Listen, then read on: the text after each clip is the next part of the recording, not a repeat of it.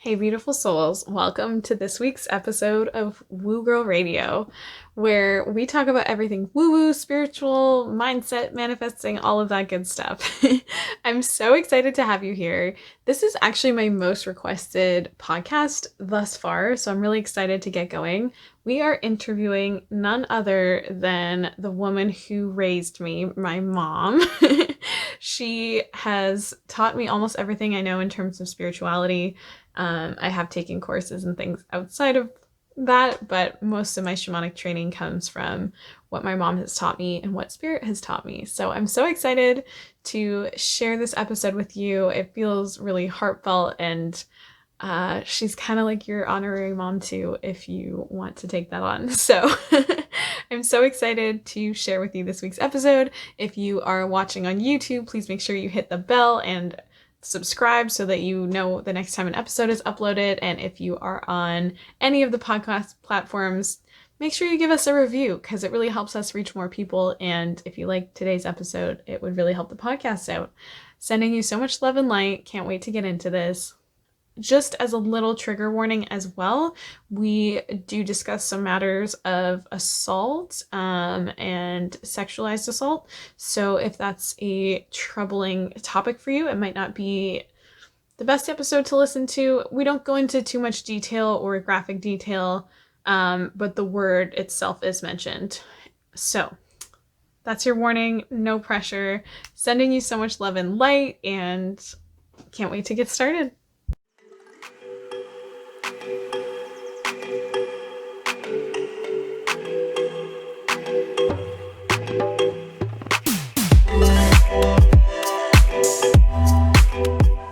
So, for anyone listening, this is my mom. This is the most requested podcast I've had so far. So, I'm so excited to share it with everyone. Um, what would you like to go by today, Mom? How would you like people to know you? You could call me Mom or my mom Mary, whatever, sounds right. I think we'll leave it at that. Aunt Mary? Cool. Yeah, so most people know you on my TikTok because you've essentially taught me almost everything I know about spirit guides, journeying, spirituality, etc. Um, but I think when people see people online or in the spiritual influencer realm talking about spirituality, they think you're almost like, born knowing it or something, I understand. right? But it's like I always say like spirit talks to you in a way that makes sense to you, and I'm like in no way above anyone. Other spiritual creators are not above me. Like there's no hierarchy there. So like how did you get into spirituality? I know you were raised in an Anglican family in the church Well, I and you had a went to mother that summer went to camp. the church, and I went to church with her. And my father was an atheist, and we used to go to church, and we'd say, "Well, we're going to pray for you," and he said, "Well, don't." And she said, "Well, we pray for all sinners, dear," and out the door we'd go. Pretty much every Sunday. And I was lucky enough to go to church camp. It was a great camp, very questioning and a good place for open learning with other teenagers like me that were interested in, is there a God, and is it the way they tell us and all that. So I had an excellent experience at camp, which was really good for me as an only child. So that was my kind of foundation. Oh, and we were friends with the preacher's kids because they had a girl a year older and a year younger, and they're my oldest friends, and I still have them a little bit in my life. So, pretty normal small town, you know, BC kind of 50s upbringing. Mm-hmm. And anyway, but I went in and out. And when I was, so I'd had a conversion experience as part of a youth camp thing when I was about 16 or 17. And then I went through an atheist period. And then I went to university and I was studying zoology because I wanted to be a doctor, and found I did a cell biology course of all things. And I came out of this like first year cell biology course and went, oh my God, a single cell is so magnificently, efficiently, beautifully designed. And I just for all I know about statistics, I just can't believe even one cell is by chance, let alone all us, all the life on the planet. And I kind of had to rethink my idea that this is all some act of chance. I just could not accept that. And so anyway, I went in and out. And I also came out of class one day and felt immense gratitude. And, if you're an atheist, who the hell are you grateful to? I was just having a isn't life wonderful moment. And there was in my little atheistic brain no being to express my gratitude. So both those kinds of things got me shifted. But I went in and out of various kinds of spirituality and took what made sense. And at one point I had to say, sorry, God, but I can't be a Christian because I can't figure out my sexuality and how to be a good Christian girl. So I'm going to have to drop Christianity while I figure out my sexuality. What I didn't know is that I was an incest survivor, and that was really a mess. And it was going to be many years. And luckily, my reconnecting with spirituality is what helped me cope with the many years of figuring out what was wrong with me. So that's the beginning. That's the beginning. And just a little while back, you did mention conversion. Just to clarify for anyone listening, that's not like conversion therapy. That is like Oh yeah, no, accepting that was Christianity. like Yeah. me going, I accept Christ as my savior in Yeah. very traditional terms. And I didn't really understand that there really is no backing out of that. So I might say, oh, I'm not going to be a Christian anymore, but God continued to kind of support me.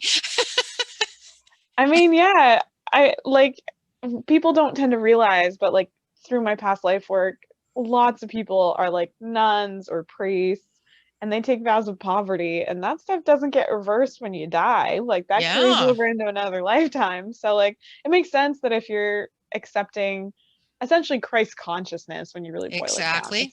it's not like some blonde dude with long hair and robes telling you Yes. you're a sinner, I always thought that Christ was Jewish, so he always had black hair in my head, but I mean, historically, yes, like, yeah, um, he was yeah, about as Jewish as they come. exactly, yeah, and a Middle Eastern Jewish man, so the Yep. blonde depiction doesn't even do it justice. So, That's right. I always love yeah, that how the artists portrayed him as Nordic. It's so unlikely. yeah, that's on colonization, I guess, but um, yeah. So, like after that, you lived your life. You became a nurse, I so you did. you used that biology degree to your advantage. Um, but like then you became a healer essentially. Yes, I had started university with the idea I was going to be a psychiatrist, but I really did not have the right kind of brain to be a doctor because you need a really good detail brain full of lots of facts. And I'm a big picture, turns out to be a mystic. And all those facts I find really stressful. And so I'm much better at finding the heart truth of things and knowing things in my being. So I get to be 45. I'm primarily a stay-at-home mom at that point. I am working as a counselor a couple of nights a week, and I wean my last child, and then I think, okay, well, I better rejoin the world. I think from the emergency of early childhood is what I call the first 3 years of any kid's life, and I read a book called Spirit Walker by a man named Hank Wesselman, and it is the story of him coming to terms with his mystical self and teaching a form of mysticism that's known as Huna from the Hawaiian tradition. Well, it turns out the Hawaiians, in my opinion, have the best metaphysical system on the planet, including better than the Tibetans, which I hold in high regard.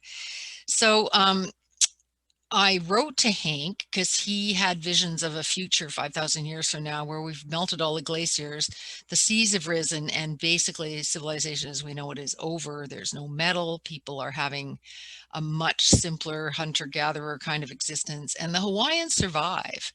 And after a couple of thousand years, they send a party over the ocean to America to see if there's any Americans alive because the planes have stopped and and 300 years into the landing party of that, they're having a little local war, and a man named Nyamoa is sent overland from what is now was San Francisco over the mountains to see if there's any Americans over there, because I haven't found any on the coast. And it's all jungle and warm and 300 feet higher of sea. So I write to Hank and say, how do you get up every day and parent your small children if this is your vision of the future?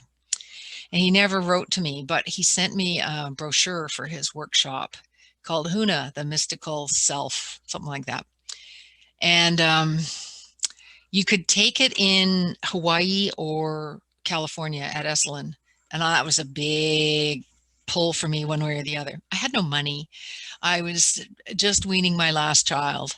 And I absolutely, if a brochure could grab you by the collar and shake you and say, you have to come to this, that would have been it. So there was no question I had to go. Well, wouldn't you know, my kid is very cooperative and weans herself. Aurelie shows up, so she's not, motherless for a week. And my mother dies and I have an inheritance. And I go to Hawaii and have, and the brochure says, bring a drum or a rattle. And I was so ignorant. I was so ignorant of shamanism. And I thought I knew everything I wanted to know about comparative religion. I knew where I stood, that I had no clue why anyone would go anywhere with a drum or rattle or what the point was, which is a complete joke, because basically they taught me fundamental shamanism and I'm actually pretty good at it. The spirits like me. So far, so good.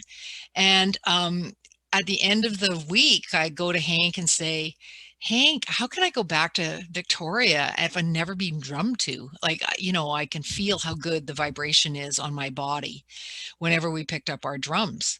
And I was like, I got to go to Victoria and buy a rattle. Like, I had got it. And I understood the paradigm shift between our cultural reality and what shamanism and all our ancestors and indigenous people around the world still practice, and that there is spirit in everything. And I think of the divine as being bored and therefore went, let's have a big bang and start something, and created this universe, and that all these spirits and beings that we are basically just interplay with aspects of the divine. So the spirit of a tree is, part of a conversation with the spirit of the earth and the wind and people and what have you. So anyway, which is very different than the idea that we have a bunch of inanimate objects and God's up in the sky somewhere. So anyway, I came back shy and uncertain and not knowing how to proceed. And I did start to work with a shamanic practitioner that was a colleague of Hank's. And but I didn't know how to journey by myself. I didn't know what questions to ask. And I felt, oh my God, I'm probably stepping on somebody's, cultural toes. And I just had a lot of issues. Anyway, I worked with this teacher, and that was really helpful. Eventually became her apprentice, met other people. Eventually she started a drumming group and I joined, and eventually she left town and we carried on.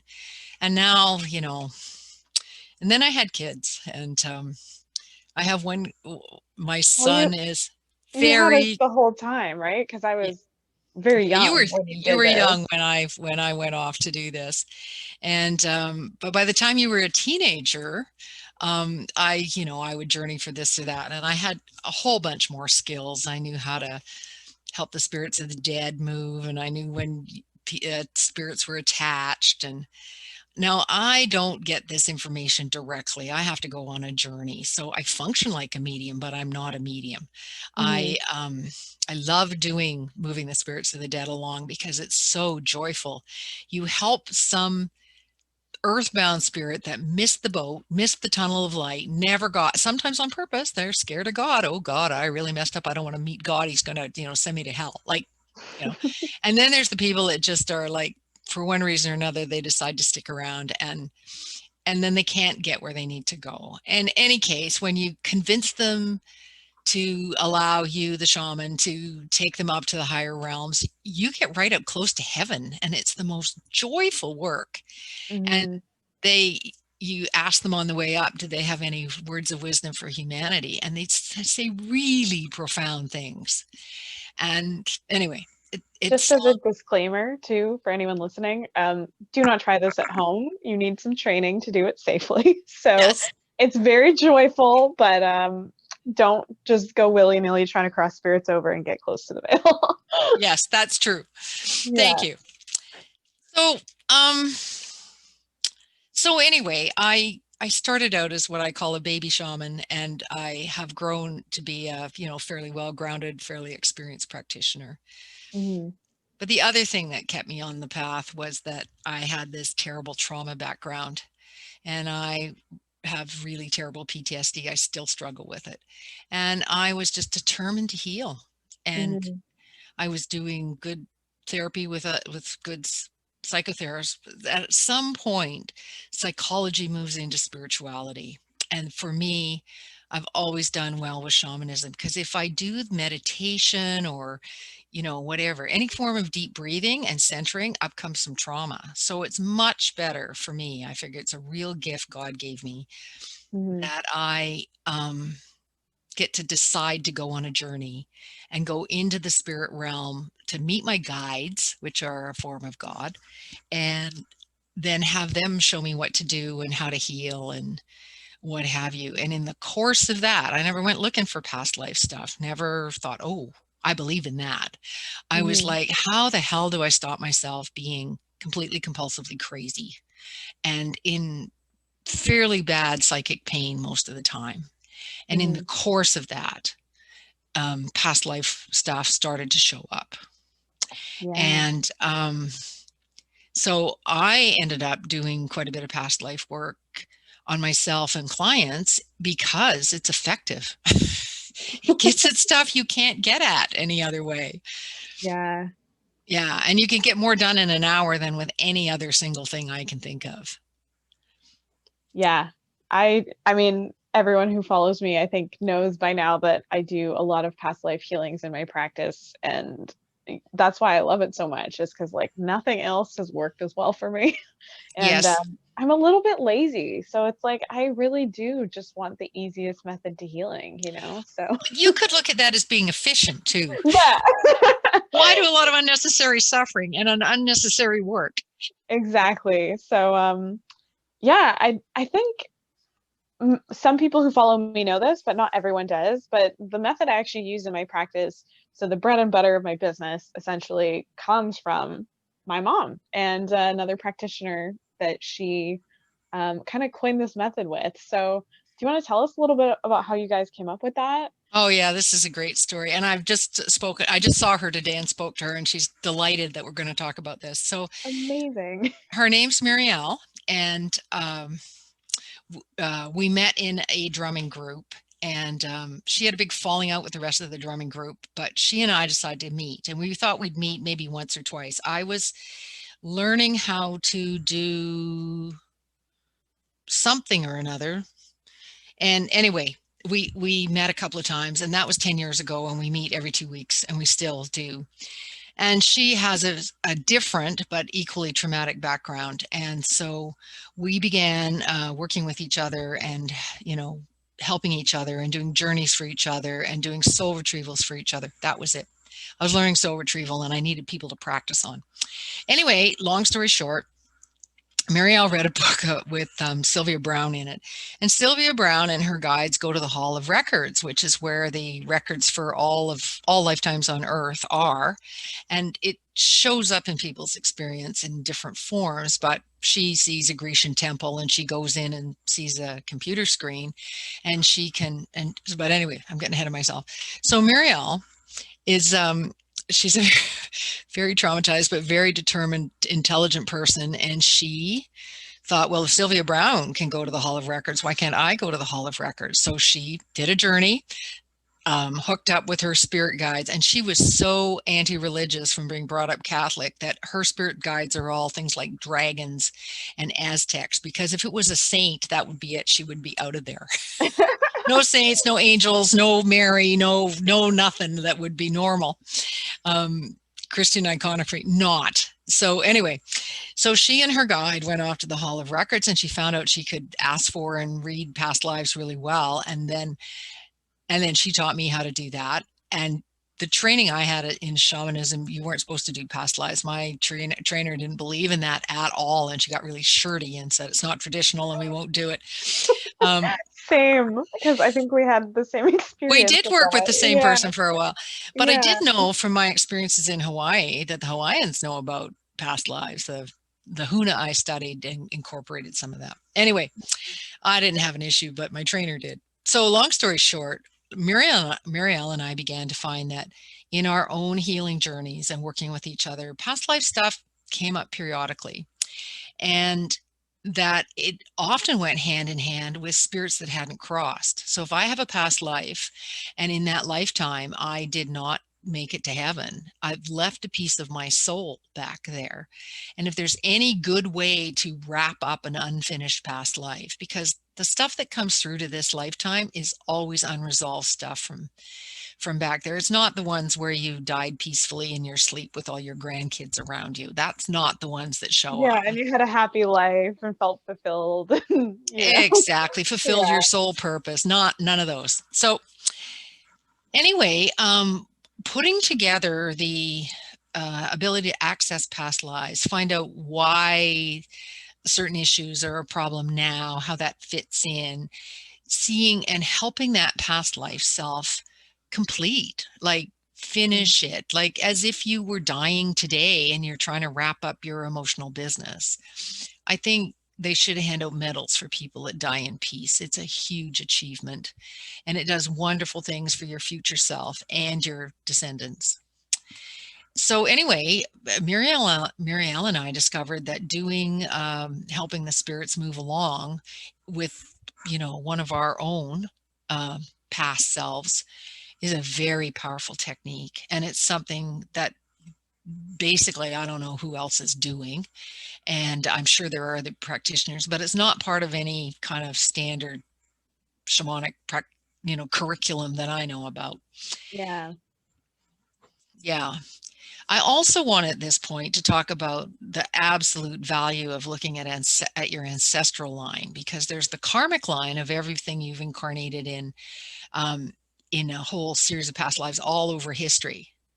But the ancestral lines, the unhealed lives in those, are just as important. They are just as likely to unfinished business is likely to be generational. And you wonder why all your, grandmothers and grandfathers and, your mother and father are messy the way they are, and why you might have the same pattern and nobody seems to be able to fix it. It's usually generational.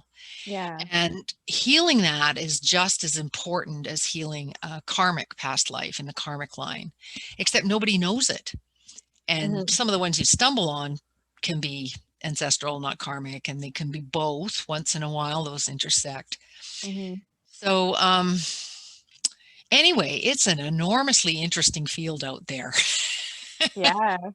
I mean, one of the strongest ancestral ties I think we had was down, what was it, the Celtic Scottish part of our line, the Irish Scottish part of our line with the potato famine. Yes. And and like that whole line of the family, like I remember at the time I was struggling with like overeating and not putting, like I just didn't want to keep putting weight on. It wasn't like I was judging myself for it, but like I was like, I want to be as healthy as possible. And I didn't feel in control. And that's why I kind of felt like it was unhealthy, is because I didn't feel like I could control my eating. Absolutely. But, yeah. You're and you driven by something inside that you didn't really understand.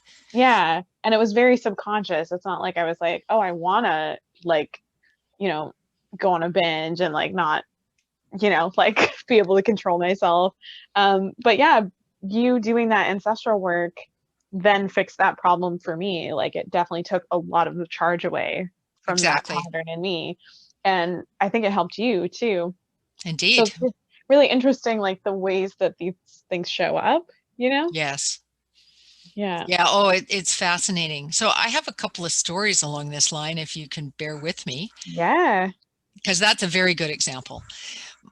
My other favorite story is one of my young female cousins. She was in her 30s and her marriage started to come unraveled. And I thought, what can I do to help? Well, I did the only thing I knew how to do, which was to do a journey. and see if there was anything that would help. And what I was shown is that all the up our ancestral line way back in Egypt, we had a woman who her husband had raped her when he was drunk, and he was a snake charmer. So she didn't feel she could confront him very well, because he just might let his snake loose one night and she might not wake up. So she decided that the best way to deal with this was to never let him feel any good about himself. So she picked at him. He never did anything quite right, and she always kept him off balance. So he never felt cocky enough to literally, force himself on her. And that was way back in ancient Egypt. And it turns out 2,000 or 3,000 years ago. Easily two, probably three. Yeah. Who knows? I don't pay attention to that anymore, because I don't need that to prove anything. Anyway, I phoned up this cousin and said, okay, I did a journey for you, and this is what I got, and I hope it's some use. Well, she told all the other young women in our family, and I go to a family wedding and they flock around me. These are like younger cousins that don't know me very well. And they all said, me too, me too, me too. And when this first one said to her husband, Mary's done this and this is what came up, he burst into tears and he says, yeah, I'm never good enough for you. I'm always wrong somehow. And all the marriages in our family had the same pattern. My mother, I had to really work hard not to be super critical in mine. And anyway, all these young cousins said, yeah, I do that too. Yeah, I do that too. So I not only healed her and me and hopefully you, but also this like bunch of young cousins. I was really popular. It was great. It's funny because when that was happening, I had just had my first boyfriend and he was not a nice person, but I did that with him too. So then when I got into my next relationship, I didn't carry that pattern forward. So yeah. So anyway, so that's funny. One. And my other favorite story about this that I use when I'm teaching is about my husband, because on Christmas Day, about 3:00, he would get stupid. This man has a master's degree and is a brilliant man. And I would say, would you set the table? So I'm frantically trying to make Christmas dinner for 12 people. And I say, can you set the table? And he in his stunned way at 3 PM, actually it's happened about 1, but anyway, mid-afternoon, Christmas Day, every year, he would turn into this zombie. And one day we sat down for Christmas dinner and we had no silverware, like duh. And I would be pissed at him for all the rest of Christmas Day. And we'd have a fight as soon as we put the kids to bed, because he would become useless when I most needed him to do simple things like set the table, or put out the hot pads, or, carry this dish here or there. Anyway, he would just be in a fugue state. Anyway, long story short, when I learned this thing about ancestral healing, I asked him if I could do a journey, and I went off, and it turns out that in his line, we had 5 Christmas events that were unfinished ancestral business. And when I healed those, he started to be present all day as a, 20th century husband and father. And, he stopped going stunned on Christmas Day. It really improved our lives. But, I would be mad at him and he'd say, oh my God, yeah, I guess I did that. But it's not like he had any control. He had no idea. He'd be so apologetic and say, well, I'll do better. But he couldn't do better.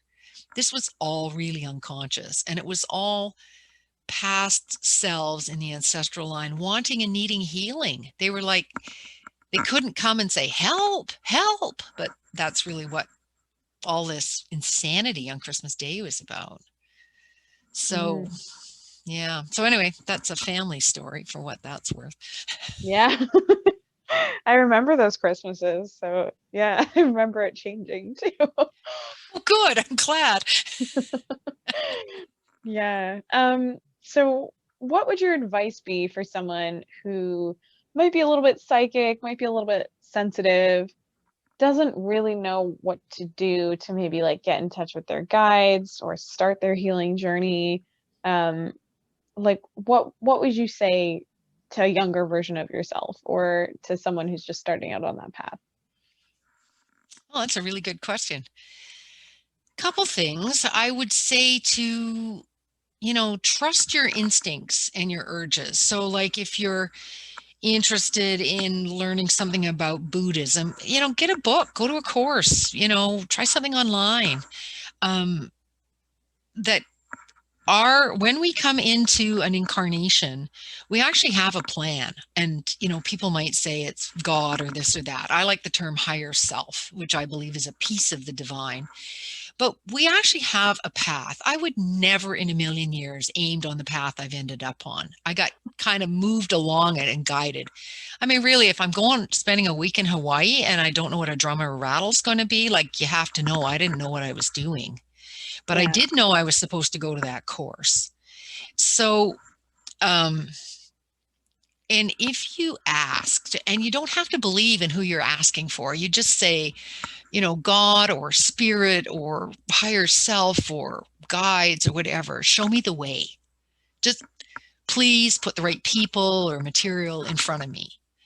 And, shopping online for somebody like you that can teach you something. And my experience has been that I've really had wonderful teachers along the way, but I haven't necessarily stuck with any of them. They've been very much of a season or for a reason.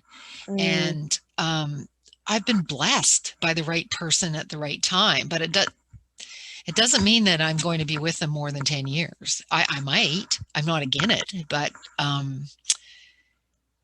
and if you're in, say, a bookstore, if something is intriguing, try it. Like, buy the book. If you will get nudged along your right path, and you can have some faith that there really is a path for you. You're going to be stumbling along to find it, probably, like if you're like most of us. And I believe that all paths have great value. And, so it might be the one you're brought up in. I've more or less come back to a much more enlivened version of what they taught me in the Anglican Church. I have a relationship with the Spirit. I have a relationship with Christ. I have a relationship. The Anglicans don't talk about Mary very much, but I have a relationship with Mary. I also have a relationship with a dragon and a jaguar and other spirits too now, because my shamanic universe is a different universe than my Anglican universe. But anyway, it's a wonderful journey. And if you have any inclination along that, just follow it. I'm sure there's people that tune into you and say, oh, gee, I never thought of that. Oh, maybe I'll listen again. That's great. And,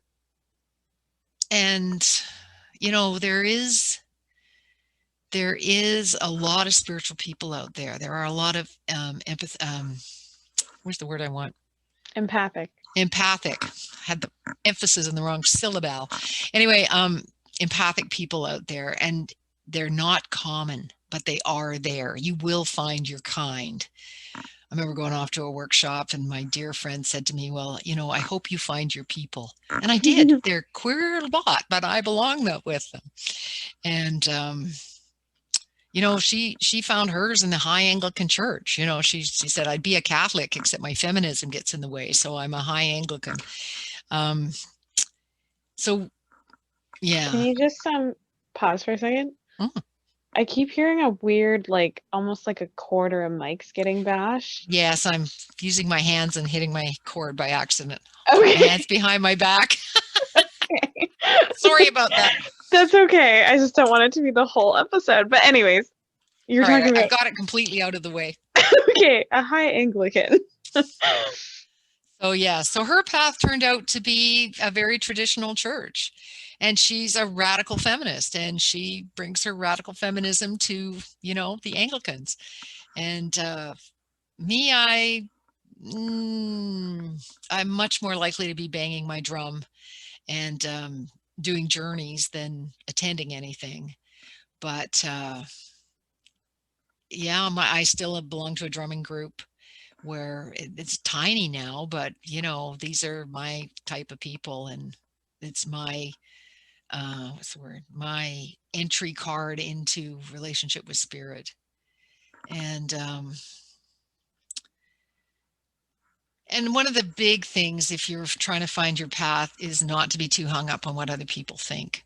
You know, and what's right and what's wrong. I believe there's many paths to the divine, and that we're all on a spiritual journey. And, you know, it's one of my dear friends that does woo-woo work with me is a very committed Buddhist, and goes off to very intense, you know, doesn't talk for a month kind of retreats doing Buddhist meditation. And like I said, meditation doesn't work for me. Well, it works, but not in a way I want it to work. So, and I did not set out to be a shaman. I actually didn't set out to do anything. I've just always been really interested in how does life work. And the universe has managed to take me down the path, and I keep wanting to understand something. And then once I get a hold of that, I want to learn something more. And so something more gets shown. And it's taken me to places that are very unusual. But that's my path. And that's what I keep thinking, well, this is what my version of God is showing me. So can't be too wrong, even though nobody else is doing, you know, helping the spirits of the dead with past life work. I mean, I am. Yes, exactly. Yeah. I think one of the reasons why it's so effective too is because most people don't realize you can be a ghost or like a trapped spirit. And so like the few times I've done meditation or hypnosis, I always just kind of felt like someone opened me up and showed me some of the worst things that have ever happened to me. Yes. And then I'm left to essentially like talk therapy this inner piece of myself that just got like shaken up and stirred up and is now very upset.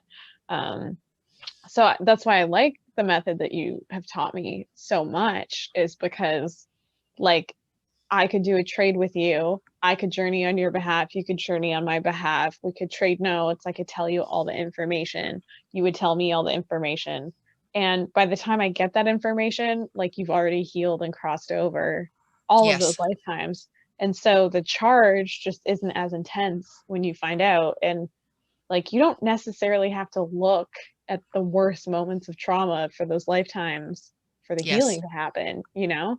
So that's why I love that method so much, is I just didn't find the other ones worked that much. And like I said, I like to be efficient or lazy, however you want to call it. Like, so I'm like, why spend months trying to talk this piece of myself into peace again? And when you find out you can be a ghost in a past life, you're like, oh, heck, no one even knows how to cross them over. So like, That's now right. What am I supposed to do? I was beheaded a couple of times, and believe me, anything sudden or violent, you're very likely not to cross over. And almost all the empaths I know have been burned at the stake 1 or 2 times. It's highly traumatic. And it leaves a big scar on your sense of whether it's okay or not to be a healer or to be psychic or whatever. So it's actually healing this stuff is kind of the point. And there's many techniques here that really help. And the other thing that I'm really a fan of is you really need to come to a place of acceptance and forgiveness. And if you can forgive somebody in a past life that hurt you in that past life and is being like maybe a nasty boss this time or whatever, if you can forgive yourself for getting into that situation, or them for being an asshole, or ask their forgiveness because you murdered them, because we've all been the good guy and the bad guy. Like, there's no innocent people here. None of us have the moral high ground, but none of us are, you know, terrible sinners either. We've all worn lots of hats. We have lots of lessons to learn, but you can be sure that if you're the victim, you've been the perpetrator. And I'll tell you, I'd rather be a victim, so awful as it may be, than be the perpetrator and be like, you have been who you think is the worst possible person that could live on the planet now. That's who you used to be, or you wouldn't be in Yeah. such judgment. It's the hardest things to look at for sure. I think the hardest past life I ever had to look at was one where I was a sociopath and actually couldn't feel empathy. And like integrating that and looking at that was probably like the hardest thing because it's so different than who I am in this lifetime, you know? Yeah, indeed. Like if I kill a fly, I feel bad. Like I really Yeah. try not to do any harm. Like I can't even deposit a roll of nickels knowing a nickel's missing because I'm like, that's like being out of integrity with the universe and I'm gonna feel guilty forever. So it's interesting the contrast, but I would agree with that it's harder for me to look at the lifetimes where I've been the bad guy than look at the Yes. lifetimes where I've been wronged. So Yeah. yeah. Yeah. It's interesting too with my clients because a lot of the time when I do past life healings, if it's the first one, I tend to only be shown the victim lifetimes. Yes. Good place to start, actually. Yeah, it's a good place to start for sure. But I sometimes wonder if I'm like, like let's not scare them off too much, like let's start the healing process. But because those are the hard ones to look at, it's rare that we look at the ones first time around where they've maybe been the perpetrator of something. The only time that's shown up in the people I've worked with was with some really arrogant people that thought they were, above any wrongdoing. And the one person like that got shown being a perpetrator and being like the very person he would most look down on as being like lower than he was. And it was how about you come down to the earth with the rest of us? Mm-hmm. So, yeah. And there's like, I think certain balancing points that like in the 3D, we have to grieve and we have to process and like we have to allow space for our feelings. And there are things that we shouldn't tolerate here. We should have boundaries and we should expect people to show up like and be kind, So it doesn't mean if you've gone through trauma in this lifetime or something terrible has happened to you that you deserve it or something like that. But like when we're looking at the other dimensions, right? Like when we get into the Akashic Hall of Records, we're in the 8th dimension.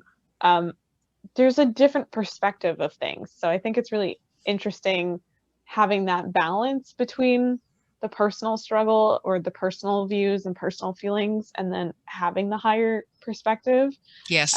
Because I felt a lot less victimized doing karmic work. It makes you feel a little bit more empowered that maybe like the universe isn't out to get you or, God isn't punishing you or, when you realize like, oh, like there's a karmic wheel, there's a system, there's balance, there's like a divine order to things. It's like, oh, I can breathe a little bit and I can like flow with this a little bit. And it's not your first go. And like, you can come back and try it again, Yes. Yeah. It's really humbling to realize that what you could perceive as, the world's out to get you or Satan's out to get you or whatever is actually you meeting your karmic self. Mm-hmm. You're often experiencing what you dished out to others. And it seems so unfair. And yet really, it's a very fair system.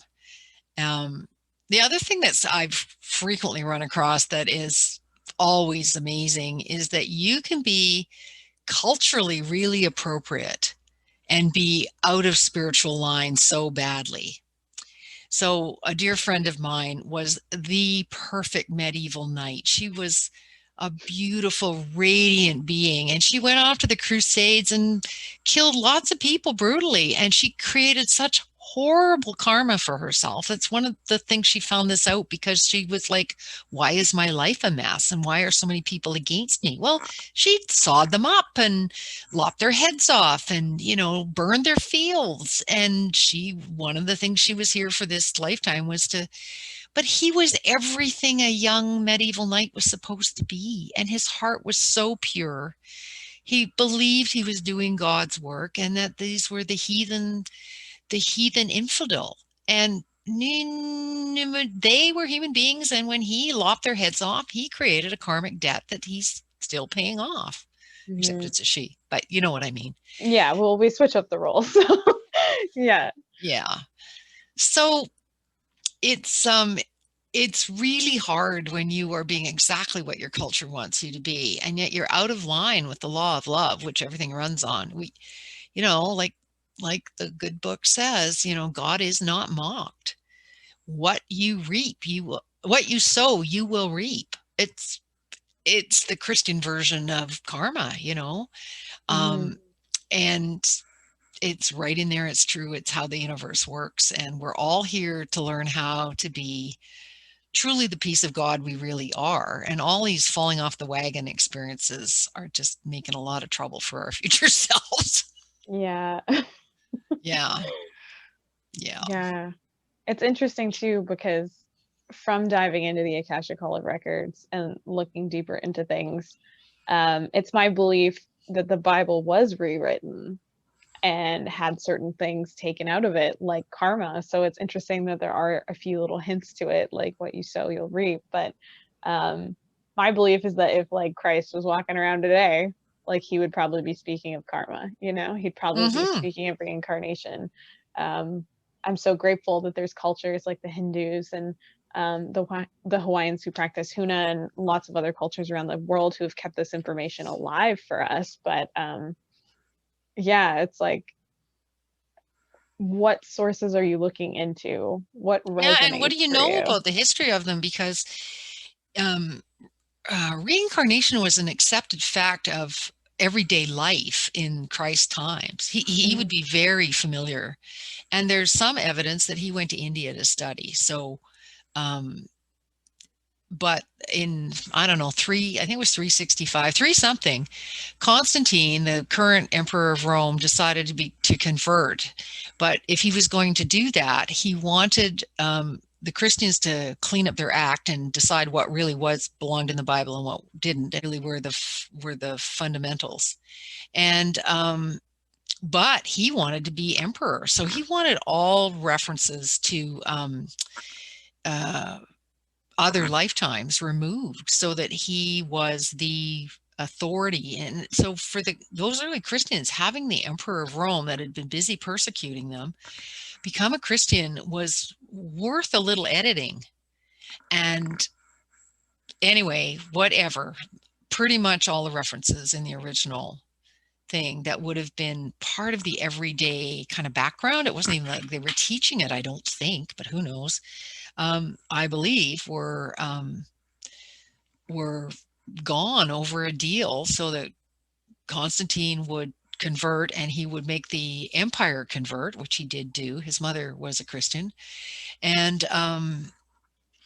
but he wanted earthly power, and to do that, he had to have his subjects think that he was, you know, king of the heap. Mhm. So, and that may be a slightly off version, but some version of that is I believe what happened. I Yeah. often think how different our society would be if we thought, whatever I'm dishing out, I could get back. I'm not sure I want to dish this out then. Like, we would be so much better. Yeah. Yeah. I I can't agree with that enough. Yeah, like racism and sexism, misogyny, all of that would seem really stupid from a karmic point of view. It is really stupid Mhm. from a karmic point of view. Yeah. And it's like this greed and need for power has only fed more of it as we've gone through history. So Hmm. here's to hoping that we turn this matrixy way of looking at it around and we move out of that darkness cycle and into more enlightenment and Indeed. more acceptance and yeah, more forgiveness and more understanding of that what you reap you sow Yeah. really just sums it up. Yeah. Yeah. Yeah. I have one other Um, thing I want to bring up, which is it's been my experience because I was so abused as a child. I had tons of self-hate, all kinds of versions of it. And that I could only start to get close to the divine as I started to be willing to at least love a little bit of myself. Because my belief is that God or the divine or the ultimate or whatever you want to call it is in fact love. And until you can get anywhere near that resonance, it's like all that divine promises and love and having your life work and all of that can't really work for you while you're in hatred. And as you begin to be kinder and more loving to yourself and other people, life gets a lot easier because you are more in tune with the divine plan and the divine perfection that really underlines what does not look the least bit like perfection. And it has to do with love.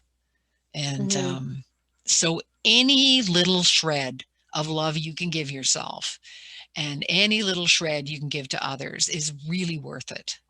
And if you want to accelerate the spiritual path, love yourself and forgive everybody as much as you possibly can, as often as you can.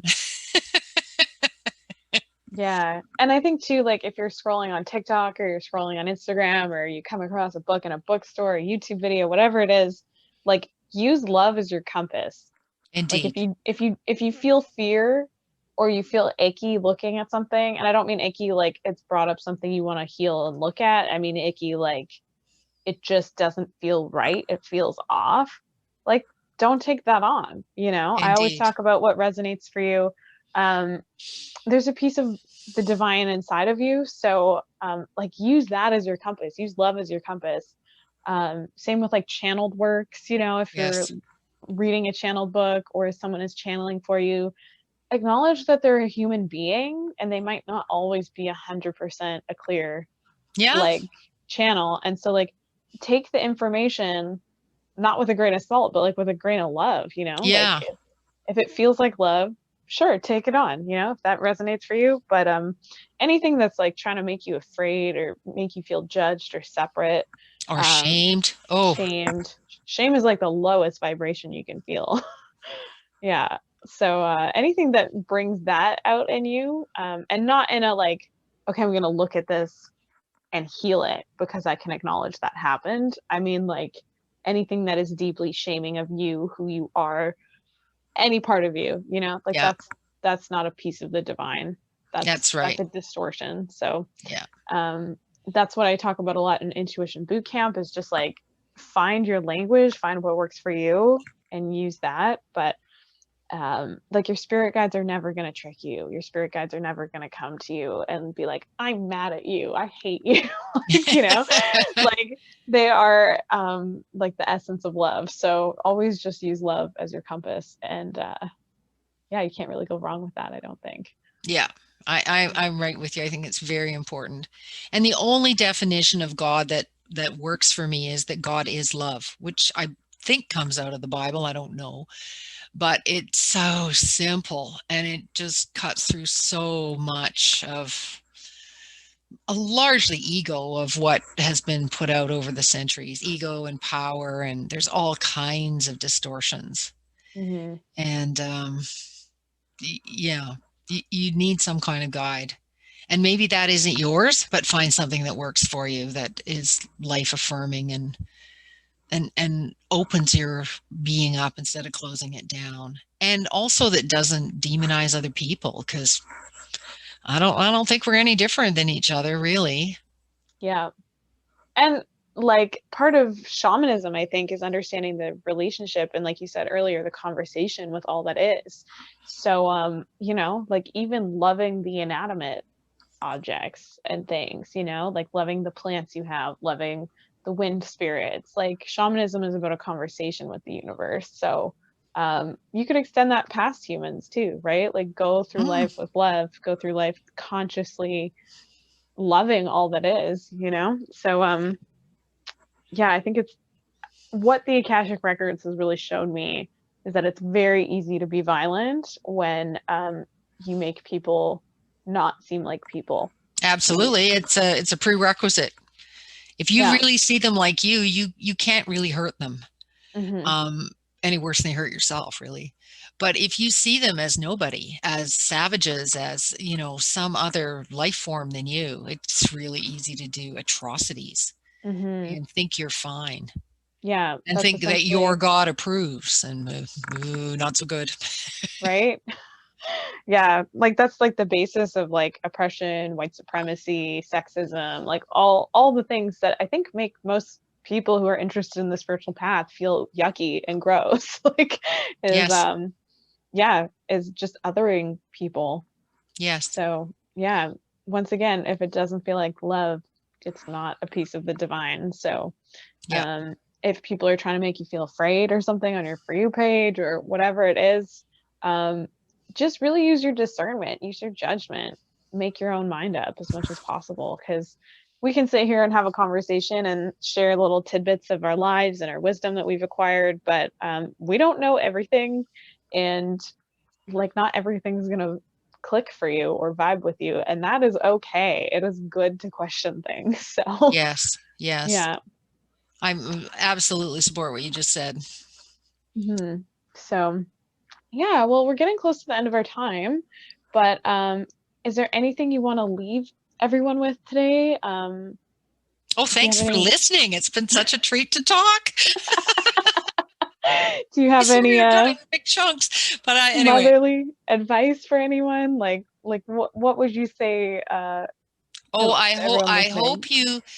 I hope you embark uh, on this quest of becoming your full self, and because it is a joyful, wonderful adventure, and it is full of delightful surprises, and leads you to a world that is a happy place to live.